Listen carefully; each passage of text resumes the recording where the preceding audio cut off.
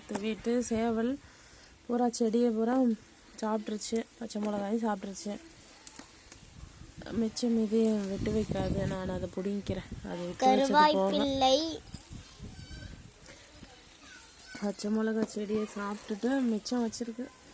அதை எடுத்து வீட்டுக்கு வச்சு பாதி எடுத்து வச்சுக்கலாம், இல்லாட்டி நாளைக்கு மிச்சத்தையும் சாப்பிட்டு விட்றோம். ஸோ பழுத்துருக்குது, பழமாகவும் இருக்குது மிளகா. அதை நானே வத்தல் தயாரிக்கலான் இருக்கேன். கடையில் வாங்கின வத்தல் பூரா பூசணை பிடிச்சி போயிருக்குது. காசு கொடுத்து வேஸ்ட்டாக வாங்கிட்டு செடியிலே பழுத்துருச்சு. செடியிலே வத்தலாக மாறிடுச்சு. எங்கே சிகப்பு கலரு இருடா தெரில, செடியிலே பழுத்துருச்சு. அப்புறம் நிறைய ஒளிஞ்சிட்டு இருக்குது.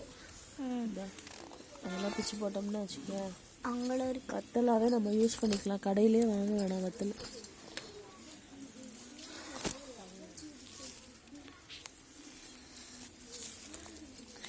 சேவல் கோழி இதுக்கிட்ட இது செடி பாதுகாப்பு பண்ண முடியல.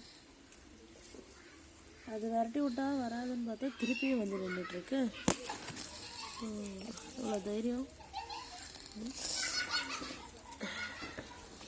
இங்கே இருக்கு, இங்கே ஒன்று இருக்கு, இங்கே ஒன்று, இங்கே ஒன்று. ஒரு குண்டு மிளகா வரும். குண்டு மிளகா இதை கட்டு. குண்டு மிளகா தெரியுதா வீடியோவில்? தெரியுது. குண்டு குண்டு மிளகா, குட்டி குண்டு மிளகா. கீழே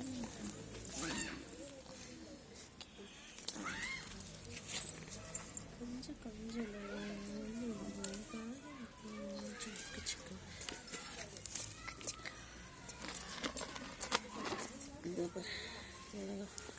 இதெல்லாம் பழுக்கிற ஸ்டேஜில் இருக்கு.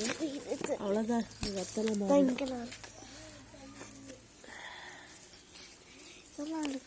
போதும் போதும்.